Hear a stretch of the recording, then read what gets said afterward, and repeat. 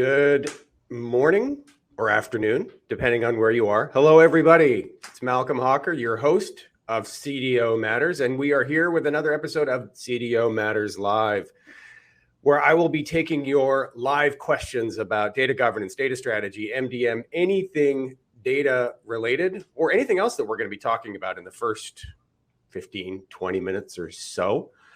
Super excited to have everybody here. Happy Friday. It's Friday as we record this, but knowing also that we will put this out on LinkedIn and we'll put it on YouTube, and you may be consuming this at a later date. So happy whatever day you're consuming this on. As usual, I am joined by my trusty sidekick, my Andy to my Conan, my Ed McMahon to my Johnny Carson. That's just such an old reference. I guess I shouldn't even be doing that anymore. Paul Schaefer, Letterman, maybe? No, not even that. What's a buddy duo out there that actually is like relevant today? There's Higgins and Jimmy Fallon, Tonight Show. Oh, okay. All right. Well, there you go. Or who's with the security guard on? It's not Jimmy. It's anyway. Hey, anyway. Yeah. I'm joined by my fellow professor, Mr. Ben Bourgeois. Ben, how you doing? Doing good. Thanks for having me. Groovy. What you got on the docket today, Ben? Yeah. I figured we'd start with kind of recency here, right? So I'm sure you had a busy week, kind of getting back in the swing of things this week and late last week, because you spent several days down in Orlando at the Gartner Data Analytics Summit. What was that like? What was kind of a big takeaway from that, a highlight for you? Yeah, so that was last week, last Monday, Tuesday, Wednesday, and it feels like I still have a little bit of a Gartner hangover from that. It's not just that it happens at Disney. It's just when you're a software vendor like we are, and we were a sponsor, it's you are up at, and you're up and out and pressing palms and having breakfast at 7 o'clock and talking with people and talking with clients and talking with prospects and talking with fellow analysts and all this others, starting at 7 a.m. And for us, again, because we're there to meet people and interface and interact. I mean, we were going until 9:30, 10 o'clock every day. So always on. Yeah, it's a grind, especially, but it's not a bad grind. It's just a long day, particularly for you. Some of you may find this, amazing to believe, and this may define reality for many of you, but I'm what they call the Myers-Briggs introvert. So if you've ever done the Myers-Briggs test, right, the kind of the personality test, believe it or not, I'm an introvert. What that means is not that I'm introverted, because obviously I'm not.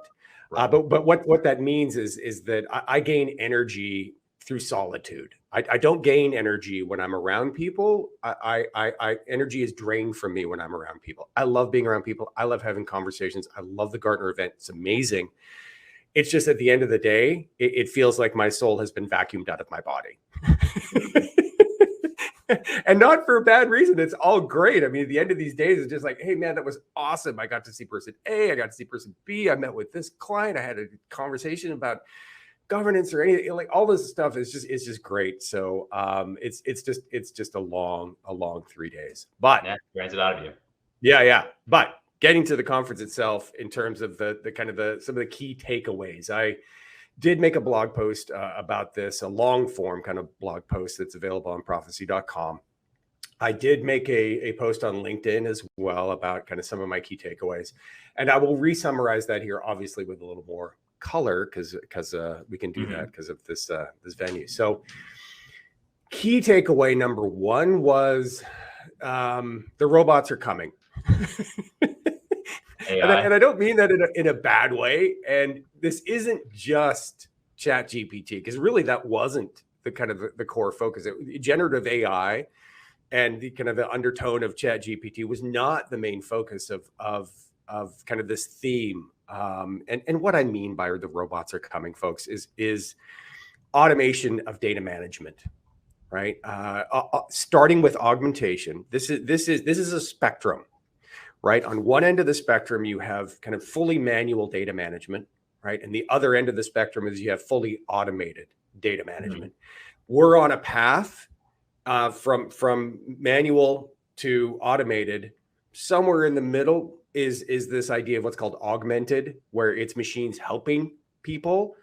And we're in the midst of that right now. We're knee deep in augmentation, and we are progressing in augmentation. So when I say the robots are coming, really what I mean is that we're on this path, and there's no turning back. We're on a path towards increasing levels of augmentation of data management. And what do I mean by data management? Classic stuff in our world, right?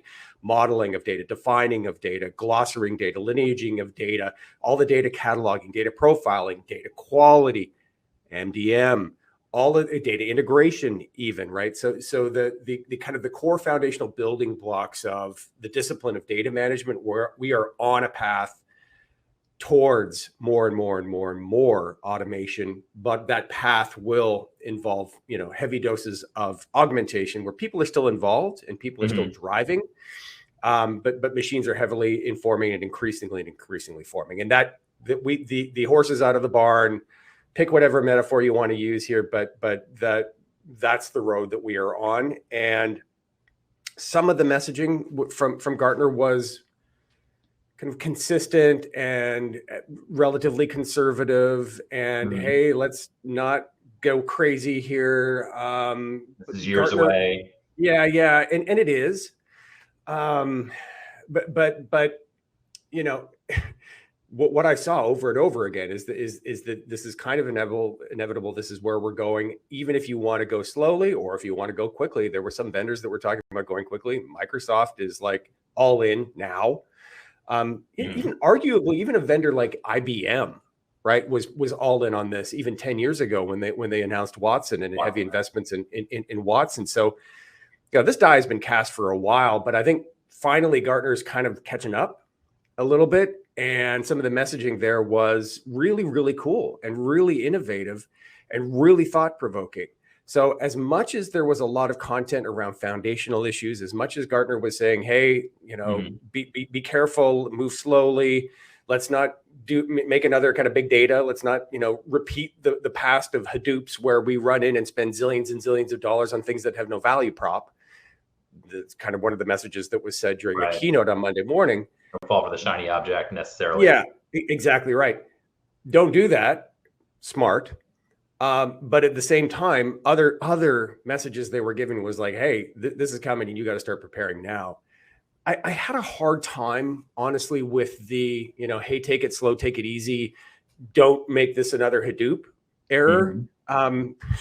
Because I said this on my blog post. I said it on LinkedIn as well. It's like, well, okay, comparing Hadoop and generative AI or AI of any form or automated even data management for that matter. I mean, comparing these two things, I mean, it's like you've literally got teenagers using ChatGPT to do their homework, right? There was no equivalent to that in Hadoop, right? I mean, we were just standing up HDFS clusters. We were hiring data scientists. We were literally shoveling money into big data, hoping we'd figure out a way to use it, right? And the pithy quote that I always give around this, and trust me, folks, I was involved in spending a lot of this money, so I'm just as guilty as all the rest of them. The pithy quote that I will use is that like Hadoop was, answering a whole bunch of very, very interesting questions that nobody in the business was asking, right? Like building all of these interesting correlations and building all of these interesting insights. And it's like, oh, wow, did you know A is heavily correlated with B, or that I could build some predictions to model, when people will show up for work based on their eye color? Like, oh, okay. Correlation. Right. That's interesting. But is anybody asking for that? Right. Have we actually figured out how we'll operationalize these insights, let alone, does anybody even really care? But yeah, that's much different than, ChatGPT getting a passing grade on like an actual Wharton MBA. Exactly. Class, which I read recently. Exactly. So I'm sitting in the Monday morning keynote and I'm fired up, right? Like Gartner does this stuff so well, right? Like they just do this so well. It's like a rave for old data people like me, right? like there we are, and I'm all pumped up, and so, welcome to the stage. I'm like, yes, and then it's like, hey, slow down, folks. Yeah, Steve Ballmer vibes to a degree of just the screaming on stage. Yeah. Not quite. I love this company. But kind of, yeah. And then it was like, but hey, let's take it easy on AI. And I'm just kind of like, okay, wait a minute, hold on a second. I'm not so sure that this is a great metaphor, or Hadoop is a great metaphor. But that being said, great presenters as usual, great content as usual. Yeah.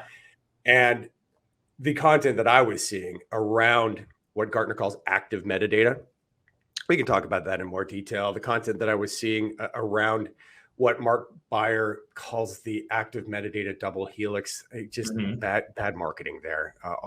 Maybe I'll work with him and try to figuring that out. It sounds a little complex, but other things related to augmentation and automation in the data management space were just really thought provoking and well worth the time. So that was one of the very kind of high level kind of key takeaways for me that I'm still thinking about, 2 weeks later. Yeah. And that's kind of what you want from a conference like that. Yeah, but it sounds like it was a healthy mix of kind of, hey, here's some things that are perhaps on the bleeding edge, some new technologies, things to look out for. But then you also had, we had Brian Zank, a Profisee customer from Nestle Purina, to speak on what you're saying, very core data management principles, build a business case, start from, the right foundation when you're trying to build these things. So it's kind of a healthy mix, right? Yeah. And this is the world of MDM, and I would argue the world of data management writ large, which is, there is a shiny thing out there, right? Augmented data management, automated, it's there and it's becoming more and more real. Meanwhile, you still have a lot of people who are struggling. Many of you, I'm sure, it's the reason why you're here today, are kind of struggling with some of the kind of the basic tenets, right? With some of the blocking and tackling of data governance and MDM and data quality. And we can't forget that part. And we can't forget the basics. We can't forget the foundational components of what we all do for a living, and focus one on the other. It's really about a balance. And that's what really kind of made, the presentation from Brian Zank kind of awesome, because he made it tangible. He went from, hey, we have a problem. We're Purina company. We're Nestle Purina, a huge brand. And we've got this problem in that, we're selling pet food, and we really don't have much of an understanding of our total universe of users, like a Pet 360 or a Vet 360. Vets are a huge part of their value chain. And just solving that problem, like a Vet 360, and how would you use MDM and better data quality and better data management to do it? And he actually gave some tangible advice about how to do that, and some fairly innovative approaches from an organization perspective, and where the data and analytics function actually should live. In the case of Purina, they put the data and analytics function into the business unit, right? Like what would otherwise be considered. Right. What would otherwise be considered a kind of a centralized data and analytics function that would typically be in a CIO organization, they actually put it into a business unit. So some pretty cool stuff there. So point taken, right? Like, as much as we want to kind of rush towards the shiny future, you're not going to be able to do that if you don't have a core foundation, right? If you don't have a base level of maturity when it comes to MDM or data quality or data integration, all those things still critically important. And at a Gartner conference, you're going to get some of that, but this was my core concern number 2 that I made in my blog post, which was, Gartner is really good.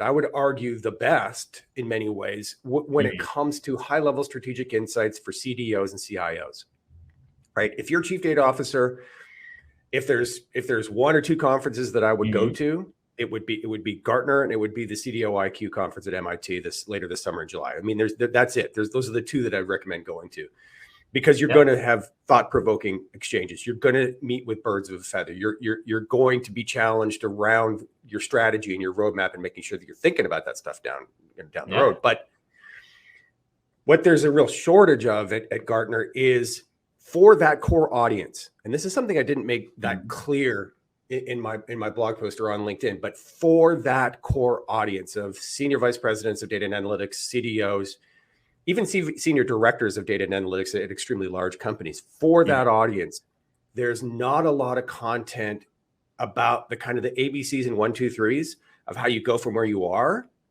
to where you want to get to. Right. And you could say, oh, well, that's really not for that conference. That's for for a conference that's more focused on the doers instead of the strategizers. But even the strategizers, I would argue, and I've said this many times in many posts, I've written a couple of white papers about this in terms of the importance of having a high level roadmap be integrated into your data strategy. So strategy is not roadmap, but at the same time, if you're working on a strategy, you should have some idea what that roadmap looks like at a high level, right? We're not talking details, at least a high level understanding of what that roadmap looks like, which would include some high level milestones of, okay, if I want to get to this future state, what are some of the big 4 or 5 steps I need to take? What are the things I need to be focused on? What should I do now versus what should I do later, right? How important is governance and all this? And should I drop everything and just be focused on data governance? Like how all the pieces fit together, right? In a data management ecosystem. If I'm a CDO or a VP of data and analytics, or even a senior director of data and analytics, there was none of that at Gartner. They don't put those pieces together to say, hey, okay, at a strategy level, this is where you want to go. Okay, got that, check. But here are the 4 or 5 things you should be thinking about along the way. And here's some order of operations, right? They just don't touch on it. And I think that's really a high level function of a lot of folks in Gartner who are, and this isn't a bad thing. I'm not being negative because these are some incredibly smart people, like way smarter than me, but they're career analysts. And who haven't kind of been in the trenches with, putting shovels in the ground and actually doing this stuff. So yeah, it's almost a gap, right? Where you have the high level strategic thinking, what you're trying to do, what your actual strategy is. And you have, of course, the vendors who can get you solutions and things you need to kind of put those things together. But like you said, those building blocks, actually putting a roadmap together. Yeah. I mean, order of operations, right? Like when I was at Gartner, I would hear that all the time, right? Like, okay, I've got all these pieces. I know I need to focus on data quality. I know I need to focus on data governance. I know I need a data strategy. I know there's all these other things that I should be focused on. I need to build out the data and analytics team. I need to be focused on, my culture, right? Yep. And becoming more data driven. And there's my consultants over here is telling me I need to focus on data literacy. And if I don't focus on data literacy, nothing's going to work. And there's all these moving pieces. And where do I start? Right. And man, Gartner would go from being a really good conference to an amazing conference if it was able to figure some of that stuff out. Because there's a gap, because there's plenty of conferences where you can go. We're sponsoring one later this summer. It's the DGIQ Data Governance Information Quality Conference in San Diego, the first week of July. We're sponsoring that. I'll be there. I'll be speaking. Where it's very focused on kind of the doers and management level and senior management level about how to do governance and do data quality and do MDM. But there's a big gap between that and hey, here's your strategy. Absolutely. Yeah. And speaking of Gartner, you're saying not a lot of concern about any economic challenges, not a lot of talk of the recession. People were, I don't know. It's maybe I live in it. I live in the East Coast of Florida, and often when I'm trying to save my company money, which is often, I'll fly out of Orlando. I do have a little local airport here. It's called Melbourne, Florida, but there's not a ton of flights and they tend to be expensive. And maybe I'm a little bit, I don't know what the word is, misguided because I spend a lot of time in Orlando, but it's busy, right? Disney, busy, crazy busy. Go to Gartner, which is literally in Disney. It's on the ground, it's on the park grounds, busy. People walk, it look busy. Go to the Gartner event, busy. People, hundreds of people we talked to. Our booth was really busy. That's awesome. It's exciting. So hundreds of people that I talked to, and that the issue of, kind of global recession, economic uncertainty, all those things, it really didn't come up. And I didn't sense that vibe at all in any of the presentations, in any of the conversations that I had, whether that was informally at the booth or through dinner conversations that I was having every morning or every night or lunch and breakfast conversations. It doesn't mean it's not going to happen. It doesn't mean it's not concerned. I just didn't hear that much of it, as opposed to, 1 year ago, even just going back to the Gartner conference that happened actually in August, because they had delayed it because of COVID. That was a topic that people were talking about that, but now they're not. So I don't know. I don't know. There just wasn't a lot of talk of it, and that did kind of surprise me for sure. Yeah, absolutely. So I wanted to lead with Gartner and takeaways, just because you're really just kind of coming right out of it. I thought it was the most timely thing. But we did have a featured topic today in today's episode: data fabric demystified. You had a post on LinkedIn recently about the hype around data fabrics. Whether the hype kind of matches reality. What's the actual time frame of people actually commercializing such a thing? Could you just touch on that and kind of what you think the future is for data fabrics? Yeah. So I really expected going into the Gartner conference that would be like the number one drumbeat, and it wasn't. Yep. Doesn't mean that doesn't mean that Gartner is still not promoting it and hyping it. They most certainly are. They believe that it is progressing around what they call their hype cycle, which is going from the shiny thing to something that can actually be operationalized and is driving value for organizations. Disillusionment. Yeah. I am absolutely a believer. So everything I'm about to say is within the context of I'm a believer in the data fabric. But let's step back. First of all, what is a data fabric versus maybe a data mesh? But a data fabric, to me, and this is my kind of slightly pedestrian, kind of slimmed down version of how to define a data fabric. And I suspect some of my peers at Gartner ex-peers at Gartner may take issue with this because it's pretty simple, but I think it's actually digestible. And the way I define a data fabric is a data management architecture. So that's what it is, first and foremost, a data management architecture, wherein data itself starts to inform its own classification and use. So it's a data management architecture where data informs its classification and use, meaning governance, meaning quality rules, meaning integration patterns, meaning how do I use the data? What are the rules for using the data? How do I classify the data? How do I label the data? How do I manage the data? Data itself is going to start informing all of those things. So I have a podcast coming up where I spend an entire hour going through all of this. So I would welcome you to check out future editions of the CDO Matters podcast, where I go into a lot of detail around this. But for today, the way I try to explain this is that historically, let's go back to that spectrum I was talking about, right? Full automation. Where did I start? Left, right? I don't know.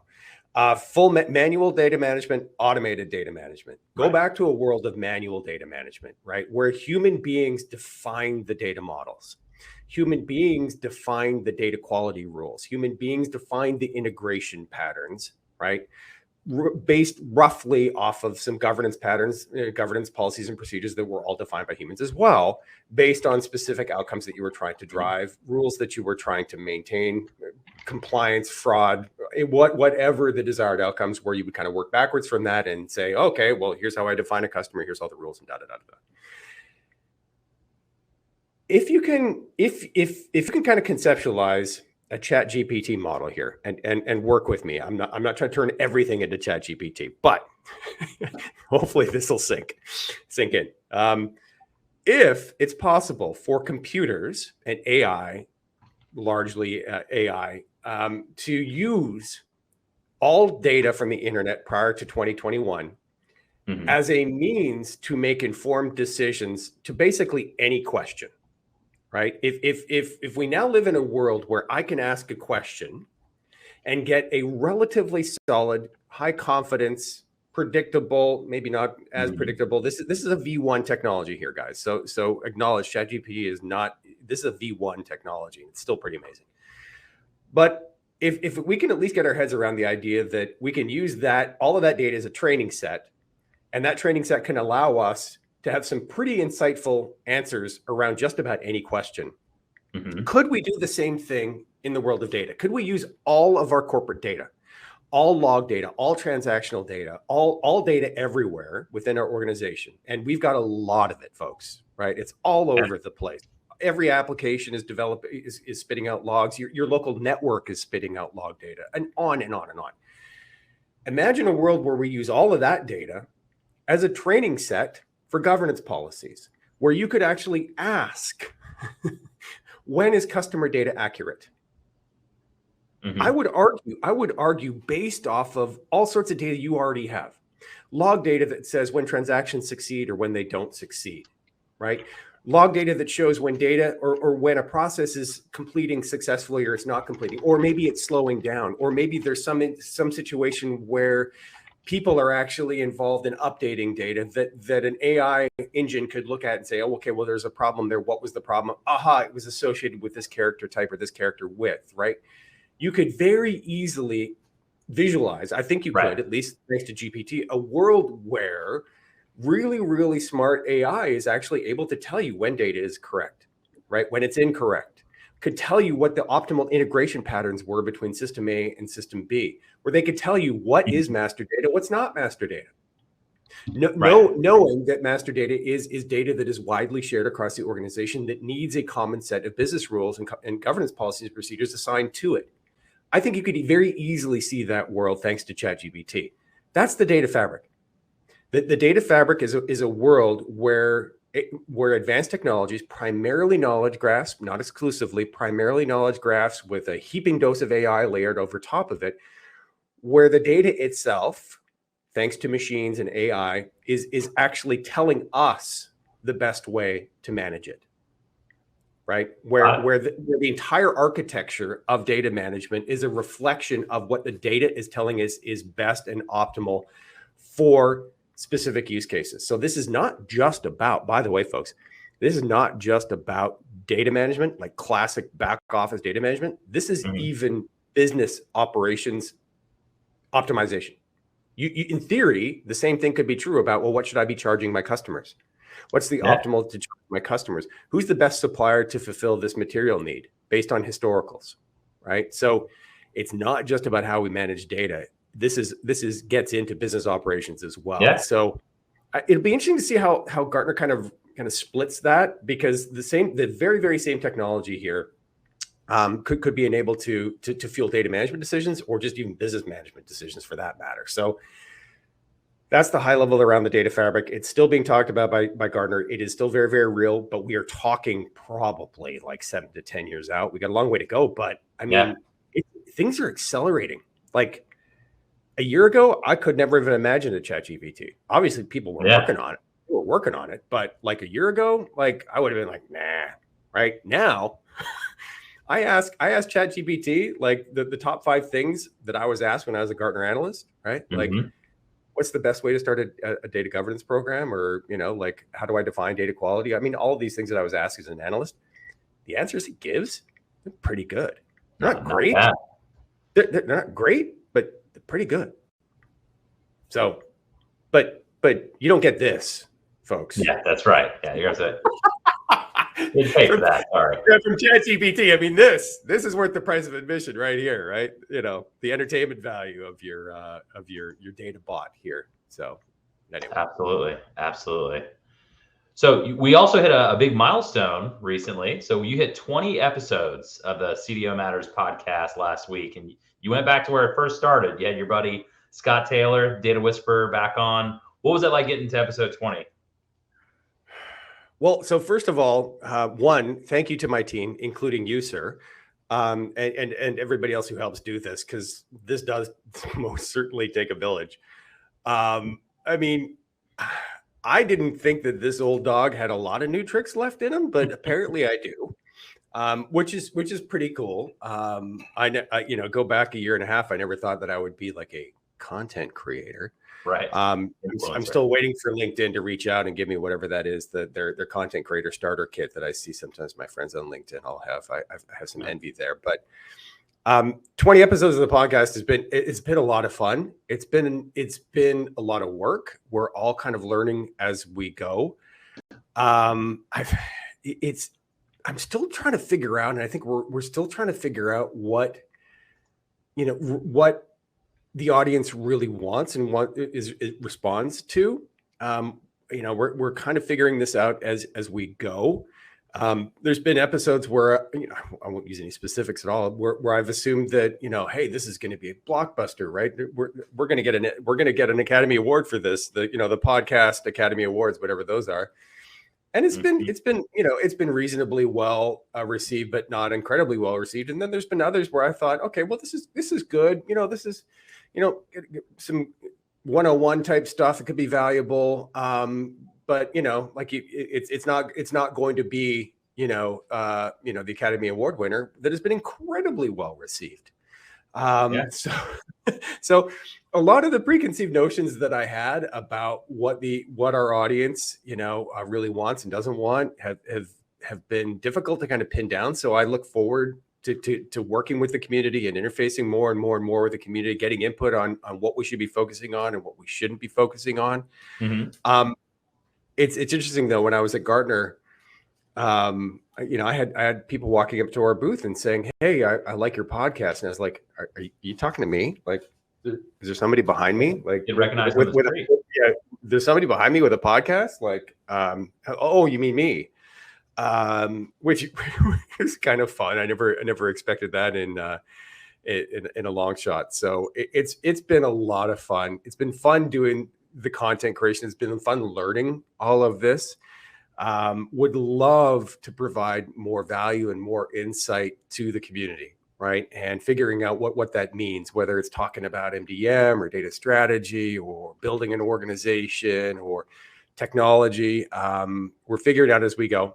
But to the degree that anybody has feedback, whether that's through LinkedIn, this medium, any other medium, love to hear it, because this is ultimately about the audience. And I don't want to make that sound, kind of too pithy, but the core reason why we're doing this, guys, is because what I saw and what I still see on LinkedIn and on kind of traditional channels and media is a lot of the same old, right? Like a lot of the same things that we've been hearing in the data management space and the MDM space for a long time, like do this and do this and do this.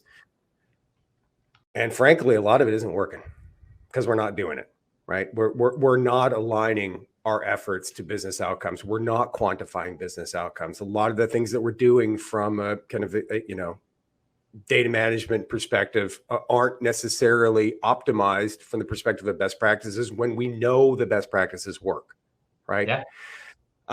That's why we started doing all this. Was we wanted a different voice, we wanted a different perspective, and I had a theory that, well, maybe, there are different channels, right? Maybe data leaders are going to different places that they didn't go to in the past, right? And maybe we can touch more people by having a podcast. Maybe we can touch more people by doing stuff like this on LinkedIn. Maybe we can touch more people by me being on LinkedIn every day to get a new message and to get new insights and new perspectives on new media. Not that podcasts are new media, but there's not a ton of data-related podcasts out there, frankly. Yeah. So that's what it's been like. 20 episodes, been a lot of fun. Good to reconnect with my buddy, the data whisperer, Mr. Scott Taylor. We literally sat in my kitchen for an hour and talked about data, and I drank beer. He drank beer too, but I wouldn't call it Bud Light. Well, I guess it technically is beer, but says the guy with a gluten-free beer, right? This is like, they make gluten-free beer? Yeah, they do. Yeah, Scott had a Florida tap water. The Bud Light, call it that. Florida tap water, yeah, Bud Light and Miller Light, yeah, I think perhaps, but still, it was great to connect with Scott. He's there. He was my first guest. He was guest number one. Yeah, and yeah, I wanted him as guest number one because he has like 60,000 followers or something on LinkedIn, and every single one of them is well earned. But really, the reason why he was guest number one was not because he has a lot of followers. He does. But because to me, Scott Taylor epitomizes doing things a little differently, right? And breaking away from the same old kind of finger wavy. You really need to do these things. Right. He's the way that he does things is different. He uses children's books and finger puppets and pithy little voiceovers and songs and all this other stuff that is clearly working. And the guy knows his stuff. When it comes to data storytelling, there is nobody better than him. He has an uncanny, unbelievable ability to take complex technical stuff where data people like us we'll focus on the how, we'll focus on the technology, we'll talk about all of these kind of very technical things. He has the ability to take that and actually transform it into words that C-level people will go, oh, nobody's explained it to. I've watched this, guys. I've seen this happen in real time. Where data leader will say, hey, I'm kind of struggling with A or B, or I'm having a hard time getting the people, in the C-suite to kind of get aligned behind what I'm trying to do here. I'm having a hard time doing all these things. And then I've heard Scott say, well, have you thought about, explaining it this way, or telling it this way, or using this as a metaphor, or using this tool, or explaining it this way. And I've heard senior management people say, oh, wow, okay, bingo, that's what I need to do. Thank you. So to me, Scott epitomized kind of the breaking away from the same old of data management best practices and the thou shouts. And I couldn't have been more thrilled that he was number 20, and hopefully he's number 40 and 60 and 80 and 100. 50, exactly. Yeah. I mean, even in the title, right? It wasn't, how do I get a data program off the ground? How do I sell it to leadership? How do I implement data XYZ? It's, the art and science of data storytelling. How do you get back to the core and the basics of actually getting people to care about what you're trying to solve and getting people to buy into it? Yep, exactly. Absolutely. And who's your guest that you're speaking to in a few weeks on the Data Fabric Demystified? It's me. Oh, yes, I have a very compelling and engaging guest. It's me. I'm the alter ego.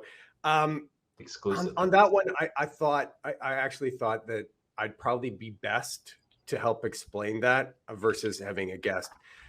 I was at kind of, I could say ground zero. I don't think that would be fair. I was involved in the creation of the data fabric narrative at Gartner, right? I was doing peer reviews. I was providing feedback on how to explain A and how to explain B. So I have some rather unique insights here into something that was, I would argue, and Gartner would largely agree with me, Gartner created, right? And I was there, right? I wasn't the person doing the creation, but I was in the factory helping. So I thought that having kind of me help, focus on the data fabric and just me, instead of kind of getting another guest involved, that I thought it was best for me to do it. So it's just me. Little old me. Makes total sense. Total sense. One thing you had, what was that? Go ahead. I was saying one thing you had on LinkedIn recently on just defining data and its business value, and like just the perspective of people.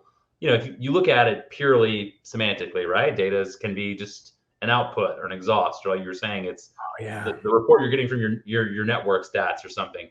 What is it that people have as kind of a misconception about data, and what it can actually do for you?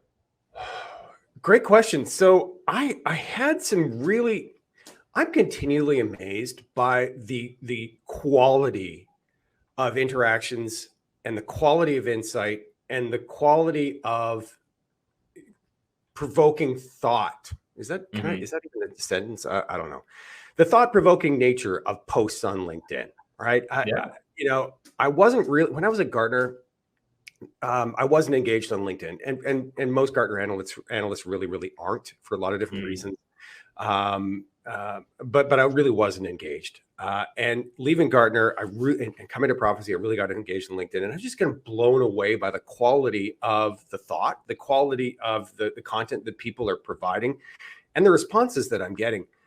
And I made a post recently, really kind of talking about the data fabric, right? And how data could be used to start automating decisions about how to manage data, right? And some of the responses I got back, which at the time I thought were a bit curious and arguably incorrect, but they still made me think. And some of the responses were, well, why would you do that? Data is just exhaust. Yeah. Right? Like data is this byproduct. It's like the excrement of the business, right? And I, at first I kind of like, no, wrong. But as LinkedIn often makes me do, and as I find myself doing more as I age, thankfully, I stepped back and I thought about it for a bit. And I'm like, okay, wait a minute. I get that. I can see that. And the metaphor that I kind of came up with in my head, whether it's a good one or a bad one, I don't know. I've never been much of a boat guy or into boats, but the metaphor that I came up with is, if you're always looking backwards, Yeah. right? And data is kind of looking backwards, arguably, some of it. Obviously, you can use data to create models and predictions and do forecasts and all that stuff. But if data is something that happened before, right? The metaphor I came up with in my head is like it's being on a boat and then looking backwards. And you can drive a boat in a completely straight line off a wake. Meaning, if you were looking backwards, if you're not even looking forwards and you're driving a boat, you can keep it going in a completely straight line if you're just looking backwards. But if you want to turn, if you want to deviate looking forward, then you're going to be in for a problem, right? Yeah. And that kind of made me appreciate the data as exhaust comment a little bit more. And it just made me think. And what you will see me do on LinkedIn is be provocative by design. I'm not being provocative because I'm trying to generate clicks. I'm being provocative because we need to break the same old of data management. Yeah. We need to ask difficult questions. We need to admit when maybe some of the things that we're recommending are wrong or outdated or old. And I thought that it was appropriate to ask, or at least throw out there, hey, right? Like, do we think this is true? If it is true, is this problematic? And if it's not true, well, then tell me why it's not true, in essence. Right. Sure. And I got a lot of interesting posts back. I don't happen to think that data is exhaust. I think it's more of like a mirror than exhaust. I think it's more of an analog. It's a digital representation of business performance that I think is more useful than just a byproduct. Sure. I guess you could argue, are these academic discussions? Partially, I think they are, but I think we need more of that. And I think we need more thought provocation. I think we need more introspection. And I think we need more analysis because frankly, if you're in an organization, you're out there and people think that data is just exhaust, it's just a byproduct. Well, then I think you're in for a really, really hard time to try to transition that organization to become more data driven. Because if that thought is prevalent in your organization, that's a lot of headwind that you're going to have to battle with as a data leader. Yeah, going back in your mirror analogy, I've heard one. It's the reason the rearview mirror is much smaller than the windshield, right? Oh, what a great one! That's good. You certainly need it, but you're not going to spend your entire time driving looking. Love it. At least you shouldn't. Love it. Or at least you shouldn't. Yeah, I mean, just talking about LinkedIn generally, I mean, it's just evolved so much, right? I mean, it used to be this professional networking site, and you would share a few news and updates, but it was a lot of, hey, here's a link to things going on outside of LinkedIn. And I think now it's completely flipped on its head, where it's not so much about you posting and linking to conferences and blogs and even podcasts and other things. It's you're getting so much engagement in the comments. People see the posts and the comments are really where things are. You're saying people are having those provocative discussions. People are really kind of. It's awesome. I didn't think that it would be that good. Right. But it really, really is. And the feedback that I'm getting is that people are getting some value out of it. And as much as I am really consciously trying to be open-minded and learn and not just assume, but know that I don't know everything, because I don't. There's no way that I can or anybody can. So kind of putting aside my inner know-it-all and putting aside my preconceived notions and all these other things and really go in with an open mind and say, okay, I can learn here. And if for me, that approach has really, really worked. Staying kind of humble and being open to what other people are saying. And for me, it's really been worth it. I mean, the whole LinkedIn thing has been worth it, even though it can consume a lot of time. Boy, oh boy. Yeah. So I noticed we got a couple of questions in the Q&A. Just want to make sure that we don't ignore any. See a comment from Peter on Gartner's docs lacking. Yes, totally agree, Peter. Yeah, we had one in the chat about all the thoughts and making data language accessible, understandable, and valuable to everyone in the organization. I know you talk about data literacy, and not trying to take that hook, but how do you make it accessible and kind of spread that word? Well, you need the short answer is you need to speak the language of the business. That's the short answer. The longer answer here is that data and analytics organizations need people. When I've hired them in the past, I called them business analysts. That was their title, was business analysts. They don't have to be titled that way, but data and analytics organizations absolutely positively need people who are straddling the business and the data organization, who preferably optimally know and came from the business, right? So if you are, they came from the supply chain organization, they came from the manufacturing organization, they came from sales and marketing, right? And now they're in the data and analytics team, and they're the ones that are helping you understand the requirements. They're the ones that are helping you make sure that the report is correct or the output is correct. So speaking the language of the business is critical. And the way that you do that is that you bring people into the data organization who know the business and can have those conversations. So I think a big part of this also, guys, is having those business analysts participate in more of what would start to look like in the data and analytics world, would start to look like more of a product team. Yeah. This is maybe something we can focus on the next time. And I'm going to have more and more posts here on LinkedIn related to kind of what I would, let's just loosely call it data as a product. Although I don't like that designation. I much prefer product management as a discipline integrated into data management. Sure. That's where I think we need to go. I think we need to act like more like product managers and act like more of a product organization. Being customer driven versus data driven or IT driven. Yes. Right. Yes. Right. Like this is, being data driven sounds great, but it's a little bit of a trap, right? If we are really, really data driven, I think that gives us carte blanche to go and use data centric terms and IT centric terms and data management terms that nobody knows or understands or even cares about. But if you're customer driven, right, where what your mandate is to develop and manage products that serve those customers, well, then you're going to take a completely different perspective. You're going to know what the customers want. You're going to know their challenges. You're going to know their roadblocks. You're going to have people that are working in the data and analytics organization whose job it is to understand that stuff and to explain it to customers in ways that help them operationalize the insights, the reports, the data, right? And that's real to me. That is the core of product management. And I would argue if we take that approach, if we deeply integrate more product management disciplines into data management, I would argue the whole idea of data literacy just goes away.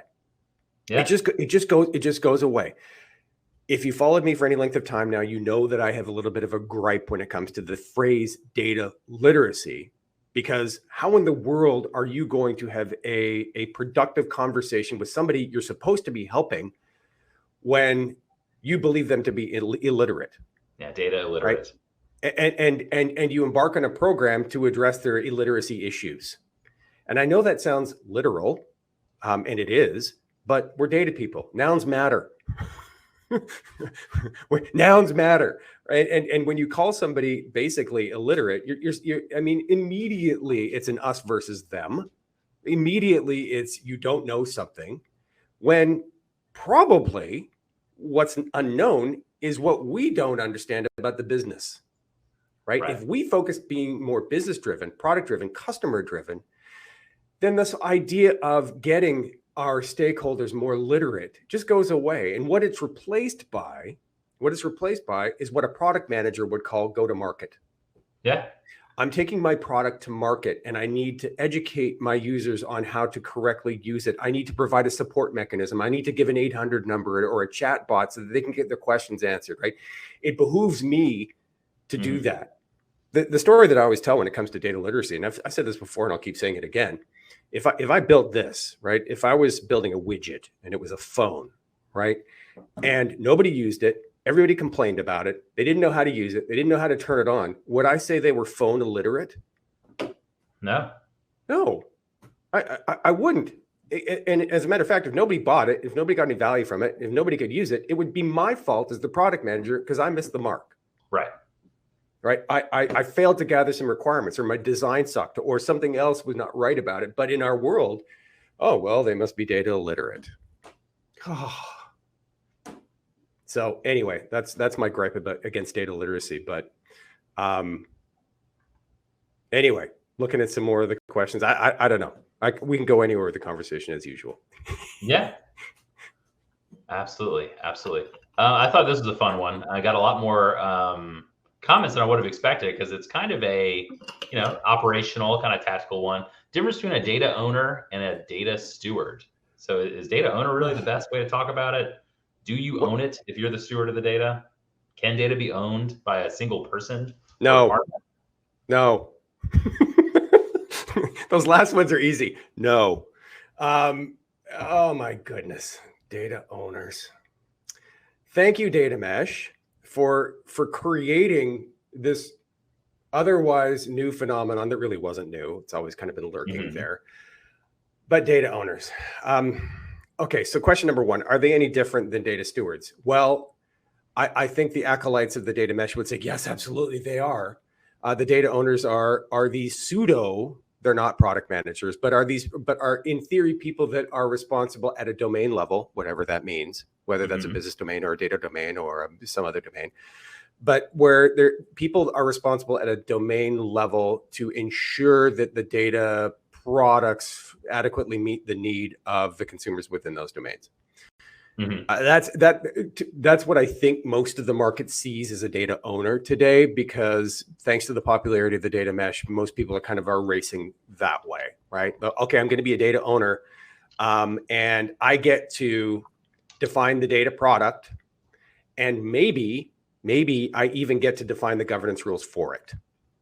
This is where things get a little murky in the data mesh architecture, is that there's really kind of three things going on here. There's product management, right? There's governance policy definition, and there's data stewardship. And data owner, depending on who you're talking to, and depending on what company you work on, the data owner can be all three, or it could be just one. It's completely and totally murky, because frankly, people are taking the data mesh and they're integrating whatever they want out of it, but then leaving a lot of it behind. It's kind of like this a la carte, right? It's like, well, I like that part of the data mesh, I'll do that. And I like that part, and I'll do that. And that other stuff, computation, federated governance, we'll leave that to later. That sounds hard. So we'll integrate data products, and the data products need to have data owners. So here you go, data owner. Maybe you're doing all three things: stewardship, policy definition, maybe even policy enforcement, which is typically stewardship, and product management. Maybe you're doing all three. Maybe you're only doing one. I don't know. Depends on how you're defining a data owner. I think it's murky, and I don't think it's doing the data management world any favors. What we need to do is separate those three things. Right? This is what we need to do. There's three things here. One, product management. Okay. I would argue data and analytics organizations need to hire product managers. Right? If you want to be customer driven, not data driven, if you want to be customer driven, you want to make sure that you're meeting your customers' needs. If you want to make sure that you have products that are being utilized and driving value from them, if you want to do ROI, right? Maybe even profit and loss, P&L, when it comes to your data products, wouldn't that be amazing? Hire a product manager. They know how to do that. That's what they do for a living. So that's task number one. Task number two is defining governance policies and procedures for a given data domain, object, field, schema, API, it doesn't matter. Governance policies. Typically, that is done by some form of governance committee, not a single person. Right. Here's where the data mesh really kind of falls down, right? Because it muddies these two things together, and it's really unclear. It's like, oh, I own the data. Does that mean I get to define everything, like all the governance policies? Well, probably not. That's the second or third question that was asked. What does data owner even mean? Can data even be owned? No, it can't, for that very reason. Yeah. Governance policies and procedures are generally a collaborative effort. Number three, stewardship, right? And number two and number three can be different people. You can have people defining policies. VPs of your chief revenue officer can be defining a governance policy for how to define a customer, but a steward could be somebody in sales ops who's actually, stewarding a record. So those things really need to be separated. They're distinct tasks, they're distinct roles, and the data owner will often just munge them together and assume that we've got complete clarity around the role, and we do not. Yes. Absolutely. Sorry, I'm passionate about this, as you can tell. No, it's good. It's good. It's good. So I'll probably last topic of the day, since we're closing in on time here, but a bit of a plug. So you've got an upcoming episode talking about, you had a post on LinkedIn. What would happen if CDOs stopped trying to govern data? Would there be chaos in the streets? Or would things kind of progress along, right? So I think you're going to have Bethany Lyons, is that right? On in a couple of weeks? Yep. We've got a couple really cool, data fabric demystified with yours truly. And yeah, so Bethany Lyons will be joining in another few weeks where we talk kind of about this issue. She coined this. I don't know if she came up with it or not. I don't know. It doesn't matter. But self-service governance, which sounds like completely heretical, and that's why I love it. Right? Like that's what I asked on LinkedIn. And again, guys, I'm my job. I believe my job is to be a provocateur, be a bit of the court jester, asking some of the hard questions that nobody else is asking. Because frankly, I've worked with a lot of companies that have zero formalized data governance and doing just fine, right? Yeah. So I think we need to be asking the question, and we need to be looking at those companies and understanding what is it about them that is allowing them to succeed in spite of having no data governance, right? Because there's something there. There's something there. So I'll be talking to Bethany about that in a couple of weeks. Really excited for that episode. Yes, Data Fabric Demystified, and another episode coming in probably another 6 weeks or so.